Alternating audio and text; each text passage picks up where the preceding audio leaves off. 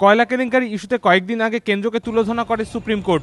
CBI এর report বদল হওয়ায় তীব্র ক্ষোভ প্রকাশ করে আদালত মন্তব্য করে সিবিআই খাঁচাবন্দি তোতা পাখি। আলোড়ন পড়ে গোটা দেশে। প্রশ্নের মুখে পড়ে কেন্দ্রীয় গোয়েন্দা সংস্থার নিরপেক্ষতা। তড়িঘড়ি পবন বনসালের সঙ্গে পদত্যাগ করানো হয় আইনমন্ত্রী অশ্বিনী কুমারকেও। সিবিআই এর নিরপেক্ষতা সুনিশ্চিত করার জন্য কেন্দ্রকে নির্দেশ দেয় সর্বোচ্চ আদালত। সেই মতো পদক্ষেপ করল নানান বিতর্কে জর্জরিত ইউপিএ 2 সরকার। মঙ্গলবার প্রধানমন্ত্রী মনমোহন সিংয়ের নির্দেশে গঠিত হল মন্ত্রিগোষ্ঠী। মন্ত্রিগোষ্ঠীর নেতৃত্বে থাকবেন কেন্দ্রীয় অর্থমন্ত্রী পি চিদম্বরম।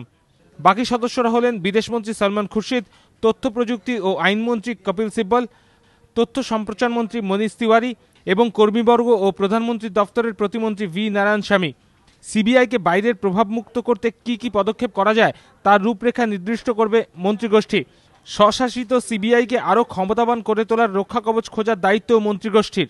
সিবিআই ডিরেক্টর রঞ্জিত সিংহ এই মন্ত্রিগোষ্ঠীকে পরামর্শ দেবেন বলে সরকারি সূত্রে খবর। এই সংক্রান্ত একটি আইনও তৈরি করতে চায় কেন্দ্র।